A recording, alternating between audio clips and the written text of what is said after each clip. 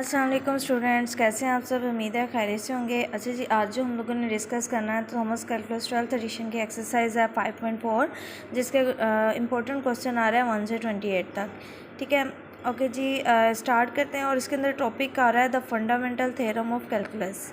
अब हम बेसिकली जो डेरिवेटिव का कॉन्सेप्ट है हम लोगों ने चैप्टर नंबर 3 में डिस्कस कर लिया था। अब जो चैप्टर नंबर 5 में आ रहा है वो इंटीग्रेशन का कॉन्सेप्ट आ रहा है।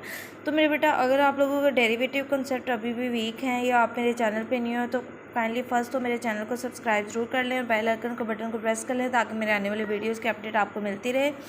और अगर आप लोगों को मेरी वीडियोज़ अच्छी लगें या लगती हैं तो कमेंट सेक्शन में ज़रूर बताया करें और लाइक भी ज़रूर किया करें। उसके अलावा अगर डेरिवेटिव का कंसेप्ट आप लोगों ने इसको स्ट्रॉन्ग करना है तो आप मेरे चैप्टर नंबर 3 की जो प्लेलिस्ट में वीडियोस पड़ी हुई हैं और मेरे चैनल पर जाके देख सकते हैं। और वहाँ पे आप लोगों के ये मैंने स्टेप बाय स्टेप सारे डेरिवेटिव, सारे जो भी डेरिवेटिव के रूल्स हैं वो सारे सिखाए हुए हैं। चलें स्टार्ट करते हैं आज इंटीग्रेशन का कॉन्सेप्ट। इंटीग्रेशन क्वेश्चन नंबर 1 है, जिसमें ये आता है आपके लोगों के पास डेफिनेट इंटेग्रल। ठीक है, डेफिनेट इंटेग्रल क्या होता है, जिसके अंदर आप लोगों के पास लिमिट भी इंटीग्रेशन के गिवन होती है। ठीक हो गया, ये वो होता है आपके पास डेफिनेट इंटेग्रल। ठीक है, डेफिनेट इंटेग्रल को हम लोग सॉल्व करते हुए इसमें क्या होता है, दोबारा रिवाइज करवा देते हैं कि लिमिट साथ गिवन होते हैं। जैसे क्वेश्चन नंबर 1 में -2 से 0 तक लिमिट है और क्वेश्चन है आप लोगों के पास 2x+5। ठीक है, 2x+5 और dx लिखा हुआ है, इसको इंटीग्रेशन लेनी है। तो इंटीग्रेशन लेते हुए इस तरह के फंक्शंस को किस तरह, पहले तो इंटीग्रेशन दोनों पे अलग अलग, दो टर्म्स है तो दोनों पे अलग अलग अप्लाई होगी। ठीक है, फिर क्या करना है, इसका कोएफिशिएंट 2 बाइट ले आना और इंटीग्रेशन अप्लाई करेंगे x पे, और यहाँ पे भी 5 बाइट ले आना और फंक्शन जो फॉर एग्जांपल ये आपके पास उस कर लें 5 × 1 की फॉर्म में चीज़ पड़े, फिर भी 5 ही बनेगा ना। तो 5 में बाइट ले गई और 1 मैंने इंसर्ट रहने दिया है। ठीक हो गया, तो 1 dx पोज करें, यहाँ 1 पड़ा हुआ है। ठीक है, अब उसके बाद क्या होगा कि जब हम लोगों ने इसको सॉल्व करना है ना, x का जो आप लोगों ने डेरिवेटिव पढ़ा हुआ है, डेरिवेटिव का कॉन्सेप्ट, x का derivative with respect to x क्या होता है, 1 होता है। सपोज करें वो इसके आगे ही पड़ा हुआ है। जब भी इस तरह का x का फंक्शन आएगा, t का, सिंपल s का, ये इस तरह का जो भी फंक्शन पड़ा होगा ना, उसका डेरिवेटिव 1 होता है, वो इसके सामने ही पड़ा होता है। जब कोई फंक्शन और उसका डेरिवेटिव उसके साथ ही पड़ा हो, जैसे ही मैं कह देती हूँ x.1 लिखा हुआ है, x है और उसका डेरिवेटिव 1 आता है तो इसके साथ ही पड़ा हो, तो फिर उस केस में इंटीग्रेशन कैसे सॉल्व करते हैं, इसी वेरिएबल की पावर में एक ऐड कर देते हैं और उसी से एक डिवाइड करवा देते हैं। मतलब सिंपल x की पावर क्या होती है, 1 होगी। ठीक है, तो जब इंटीग्रेशन 1 + 1 करेंगे तो आपके पास 2 बनेगा, उसी से आप लोगों ने क्या करवा देना, डिवाइड करवा देना। और ये 2 तो इसका कोएफिशिएंट है, साथ आ रहा है। साथ इसके क्या लिख देनी है, लिमिट जो कि -2 से 0 तक जा रही है, +5 ऐसे ही रहेगा। अब यहाँ मैंने क्या कहा कि सपोज करें 5 × 1 की फॉर्म थी और 5 आप बाइट ले गए और इनसाइड सपोज करें कि x1 पड़ा हुआ है। तो आप लोगों ने जब डेरिवेटिव का कॉन्सेप्ट करते थे, ठीक है, तो 1 कब आता था, जब x का डेरिवेटिव लेते थे ना। तो डेरिवेटिव और इंटीग्रेशन एक दूसरे के इन्वर्स होते हैं, एंटी डेरिवेटिव टाइप होता है। डेरिवेटिव का एंटी डेरिवेटिव इंटीग्रेशन होता है। मतलब x जब 1 डेरिवेटिव था ना, अब इसकी इंटीग्रेशन में x जनरेट हो जाएगा। ठीक है, इसका उलट कर देना, जो आप लोग डेरिवेटिव में करते थे वो अब इंटीग्रेशन में वो चीज़ें यूज़ होनी, इसलिए डेरिवेटिव का कॉन्सेप्ट अपना अच्छा कर लें। अब यहाँ पे अगर आपके पास पोस्ट सिंपल 1 पड़ा और उसका आप dx ले रहे हैं और इंटीग्रेशन कर रहे हैं -2 से 0 तक, तो फिर उसकी जगह वो वेरिएबल जनरेट हो जाता है जिसकी रिस्पेक्ट से इंटीग्रेट कर रहे होते हैं। x की रिस्पेक्ट से कर रहे हैं तो यहाँ पे वेरिएबल x क्या हो जाएगा, जनरेट हो जाएगा। ठीक है, जैसे ये देखो, अगर मैं आप लोगों को एक एग्जांपल दूँ, x² होता है, x² का जब आप डेरिवेटिव लेते हो, ठीक है, जब इस पर d/dx अप्लाई करते हो x² पे, तो क्या आंसर आता है, 2x आ जाता है ना। पावर स्टार्ट पे पावर में से कम करते हैं तो सिंपल x रह जाता है। अब सपोज करें कि मैं इस 2x को क्या कर रही हूँ, इंटीग्रेट कर रही हूँ।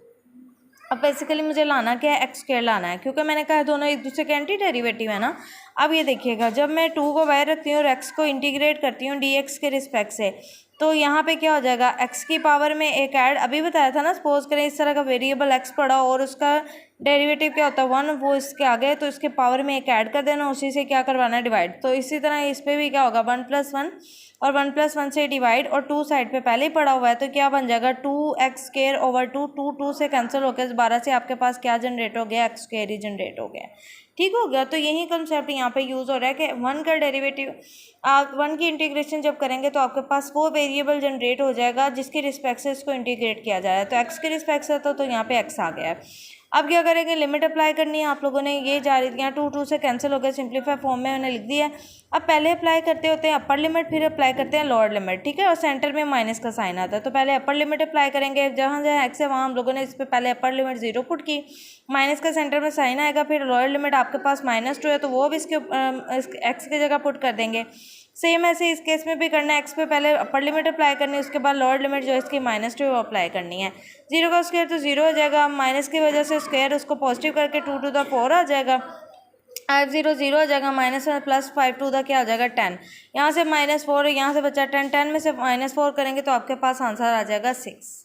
ठीक है, बात करते हैं क्वेश्चन नंबर 2 की। क्वेश्चन नंबर 2 के अंदर आप लोगों के पास क्वेश्चन है -3 से 4 तक आप लोगों ने लिमिट गिवन है, डेफिनेट इंटेग्रल गिवन है, और फंक्शन गिवन है 5 - x/2 dx गिवन है। ठीक है, तो पहली बात इंटीग्रेशन क्या होगी, इस पर भी और इस पर भी अप्लाई होगी। ठीक है, दोनों को अलग अलग इंटीग्रेट करना है, 2 टर्म्स थी, दोनों पे अलग अलग इंटीग्रेशन लगा दी। अब यहाँ से 5 कोएफिशिएंट बाहर ले रहे हैं तो इनसाइड आपके पास सिंपल क्या रह जाएगा, 1 रह जाएगा, 1 dx रह जाएगा। ठीक है, 1 लिखे या ना लिखे वैसे फ़र्क नहीं पड़ता, अगर आप बिगनर्स हैं तो आप लिख लिया करें ताकि आपको याद रहे। उसके बाद क्या होता है कि -3 से 4 तक है, अब यहाँ से भी 1/2 में बाहर लेगी और इनसाइड रह जाएगा x और dx। अब 1 का जो अभी इंटीग्रेशन सिखाई थी, 1 की इंटीग्रेशन से क्या हो जाएगा, वो वेरिएबल जनरेट होता है जिसकी रिस्पेक्ट से डेरिवेटिव ले रहे हैं। तो x है तो आपके भी यहाँ पे x जनरेट हो गया, साथ आप लोगों ने लिमिट लिख देनी है। -1/2 ऐसे ही रहेगा, x का जब डेरिवेटिव क्या होगा 1 होता है तो वो इसके आगे ही पड़ा हुआ है, फंक्शन उसका डेरिवेटिव उसके सामने ही पड़ा हो तो फिर उसके फंक्शन की पावर में एक ऐड कर देते हैं, उसे राइट करवा देते हैं। x की पावर में 1 + 1 ऐड हो गया 2, और 2 से ही हम लोगों ने क्या करवा दिया, डिवाइड करवा दिया, साथ इसकी लिमिट लिख दी है। सिंपलीफाई फॉर्म में इसको लिखते हैं, पहले इस पर क्या करना है, अपर लिमिट अप्लाई करनी है, फिर इस पर कौन सी लिमिट अप्लाई करनी है, लोअर लिमिट अप्लाई करनी है। x की जगह लिखना है 5, तो एज अ कोफिशिएंट आ रहा है ना उसके साथ। सेम यहाँ पे भी क्या करेंगे, -1/4 और x² बन जाएगा। इस पर भी जब लिमिट अप्लाई, पहले अपर लिमिट अप्लाई करनी है, माइनस का सेंटर में साइन आता है और फिर इस पर लोअर लिमिट अप्लाई होती है। ये वाला माइनस का साइन स्टार्ट से ही चलता आ रहा है, ठीक हो गया, ये जो बाहर वाला है। ओके जी, यहाँ से 5 4 तक क्या हो जाएगा 20, और माइनस में प्लस और 5 3 तक 15 रह जाएगा। यहाँ पे अपर लिमिट जब है 4 4 तक 16/4 बन जाएगा, और ये -3 स्क्वायर की वजह से पॉजिटिव होकर 9/4 बन जाएगा। एलसीएम से मैंने इसको सॉल्व किया है, 20 में 15 ऐड करें आपके पास 35 आ जाएगा। 4 दोनों का डिनोमिनेटर सेम है तो ऊपर वाले जो भी नंबर्स हैं उनको आपस में सॉल्व कर देते हैं अकॉर्डिंग टू देयर साइन। 16 - 9 से आपके पास रह जाएगा 7/4। तो मजीद इसका एलसीएम करेंगे, 4 इसके एलसीएम आ जाएगा, 4 से 35 को मल्टीप्लाई 140 -7 करेंगे तो आपका 133/4 आ जाएगा। बात करते हैं अब क्वेश्चन नंबर 3 की। क्वेश्चन नंबर 3 भी बहुत इजी, अगर आप लोगों को क्वेश्चन 1 और 2 की समझ आ गई है तो। और याद रखें, अकेला समझने से कुछ नहीं होता, अगर आप लोगों ने वीडियो देख कंप्लीट, पहले तो बात कंप्लीट वॉच करनी है, ठीक है, उसके बाद इसको क्या करना है, बाद में प्रैक्टिस करना है, ताकि आप लोगों को सेटिस्फेक्शन हो जाए कि हम लोगों ने वाकई कुछ क्या किया है, लर्न किया है। क्वेश्चन नंबर 3 की बात करें, इसमें लिमिट है 0 से 2 तक जा रही है, फंक्शन है x और x - 3 dx। पहले मैंने क्या किया, इसको सिंप्लीफाई फॉर्म में लिखा है, x से पहले इनसाइड फंक्शन को मल्टीप्लाई करवा दिया है, x का स्क्वायर हो जाएगा और ये क्या हो जाएगा -3x हो जाएगा। फिर मेरे पास अगेन 2 टर्म्स आ गए, दोनों पे अलग अलग इंटीग्रेशन अप्लाई किया है। x² है तो x का डेरिवेटिव 1 होता है तो पावर में एक ऐड करके उसी से डिवाइड करवा देंगे। सेम यहाँ पे भी क्या करेंगे, x की पावर में एक ऐड करके उसी से डिवाइड, और लिमिट दोनों के 0 से 2 तक जा रही है। पहले अप्लाई करनी है अपर लिमिट, फिर अप्लाई करनी है लोअर लिमिट। सेम इस केस में भी पहले अपर लिमिट x की जगह अप्लाई होगी, फिर लोअर लिमिट अप्लाई होगी। सिंप्लीफाई करना है, 2 की पावर 3 से आपके पास क्या आ जाएगा 8, मतलब 2 पावर 3 का मतलब है 2 को 3 टाइम मल्टीप्लाई करना है तो आता है 8/3। 0/0 ये तो 0 हो जाएगा फैक्टर, 2 2 द 4 4 3 द 12, और 12/2 लिख के इसको कैंसिल आउट कर लें, या मैंने इसको थोड़ा सा यूँ किया, 2 के पहले स्क्वायर खत्म किया तो ये 4 आ जाएगा। डिवीजन में 2 पड़ा हुआ तो उससे कटिंग करके 2 3 द 6 रह जाएगा, और ये तो फैक्टर वैसे ही 0 है। ठीक है, मजीद मैंने इसका एलसीएम लिया है, एलसीएम लेते हुए 3 इसके डिनोमिनेटर में आ जाएगा, जिसके डिनोमिनेटर जो नंबर मौजूद होता है वो एज इट इज़ लिख देते हैं, जिसके नहीं होता उसको उसके मल्टीप्लाई करवाते तो 3 6 18 हो जाएगा। 18 में से 8 माइनस करेंगे तो -10/3 आ जाएगा। क्वेश्चन नंबर 4 की बात करते हैं, इसमें -1 से 1 तक लिमिट जा रही है और फंक्शन है x² -2x + 3 और साथ dx लिखा हुआ है। तो अब देखिए, यहाँ तो मैंने हर टर्म पे अलग अलग इंटीग्रेशन अप्लाई करवाई थी ना, तो यहाँ आप एक और थोड़ा सा और अगर फास्ट आप लोगों ने क्वेश्चन को सॉल्व करना है तो आप यूँ भी कर सकते हैं। अगर आपको इंटीग्रेशन कंसेप्ट आ गया तो आप इनों के इंटीग्रेशन लेने के बाद इकट्ठी और उसके बाद लिमिट अप्लाई कर दें, पहले अपर और फिर लोअर, एज़ कम्पेयर टू के आप अलग अलग के पहले अपर लोअर लिमिट लगाएं। ठीक है, उससे कॉम्प्लिकेशंस भी हो सकती हैं, या आपको जैसे ईजी लगे, जो स्टेप आपको करना आसान लगता है आप वो अप्लाई कर सकते हैं। ठीक है, अब ये देखें, अब एक्स का डेरिवेटिव आपको पहले हम लोगों ने कहा 1 होता है उसके सामने, और इस तरह के एक्स की जो इंटीग्रेशन होती है कैसे लेते हैं, इसकी पावर में एक ऐड कर दिया और उसी से डिवाइड, 2 में 1 ऐड करें 3 से डिवाइड करवा दिया है। यहाँ से एक्स की पावर में ऐड करेंगे तो 2 और 2 से ही मैंने क्या करवा दिया डिवाइड, और 3 के साथ कोई वेरिएबल क्या है, सपोज 3 को हम लिख सकते हैं ना 3 × 1 की फॉर्म में, तो यहाँ सपोज करें 1 इसके साथ था तो 1 की जब इंटीग्रेशन लेंगे तो एक्स जनरेट हो जाएगा, बिकॉज एक्स के रिस्पेक्ट से हम इसे इंटीग्रेट कर रहे हैं। तो अब लिमिट हमारे पास है -1 से 1 तक, तो पहले हमेशा अपर लिमिट अप्लाई करनी है, फिर लोअर लिमिट। अपर लिमिट में 1 मतलब इन सारे टर्म्स के अंदर x की जगह पहले 1 पुट कर देंगे, फिर उसके बाद हम लोगों ने इन सारी टर्म्स की जगह -1 पुट कर देना, और सेंटर में माइनस का साइन होता है, upper limit minus lower limit. इससे क्या हो जाता है, कॉम्प्लिकेशंस कम होती हैं। अब यह क्या हो जाएगा, 1 का क्यूब 1/3 आ जाएगा, यहाँ से क्या हो जाएगा 2 से कैंसिल, 1 का स्क्वायर 1 ही रहता है, 3 1/3 हो जाएगा।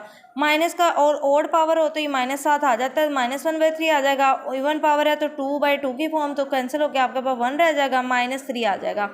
जी सिंप्लीफाई करेंगे, मैंने इसके साइन को ओपन करके रख दिया, -1 +3 1/3 +1 हो जाएगा, और ये भी +3, प्लस और माइनस के आपस में सेम टर्म्स को मैंने क्या कर दिया, आपको कैंसिल आउट कर दिया है।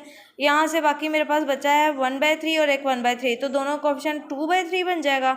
और यहाँ से मेरे बेटा और क्या बचा हुआ है हमारे पास, 3 और 3 में ऐड करें तो 6, एलसीएम करेंगे 3 इसके एलसीएम में आ जाएगा, जिसके डिनोमिनेटर एलसीएम वाला नंबर में जो तो वो एज इट इज़ लिख देते हैं, और दूसरे वाले से उसको मल्टीप्लाई, 3 6 18 और 2 ऐड करें तो 20/3 बन जाएगा। क्वेश्चन नंबर 5 की बात करते हैं। क्वेश्चन नंबर 5 है 0 से 4 तक, और फंक्शन है 3x - x³ dx। ठीक है, अगर देखिए मैंने दोनों तरीके सिखाए हैं, एक तो आप क्या करेंगे, डायरेक्ट इन सब पे इंटीग्रेशन ले लें, और एक आप लोग इन दोनों टर्म्स पे अलग अलग कर सकते हैं, आपको जो इजी मेथड लगे। मैंने क्या किया, यहाँ पे दूसरा मेथड भी दोबारा रिवाइज करवाने के लिए इसको इससे कर दिया, इस पर भी इंटीग्रेशन अप्लाई की, इस पर भी इंटीग्रेशन अप्लाई किया है। ठीक है, कोएफिशिएंट बाहर ले रही हूँ, एक्स पे इंटीग्रेशन लगा दी, 1/4 बाहर ले रही हूँ, x³ पे इंटीग्रेशन है। ठीक है, यहाँ से क्या हो जाएगा, x की पावर में एक ऐड उसी से डिवाइड, यहाँ से भी क्या हो जाएगा, x की पावर में एक ऐड उसी से डिवाइड।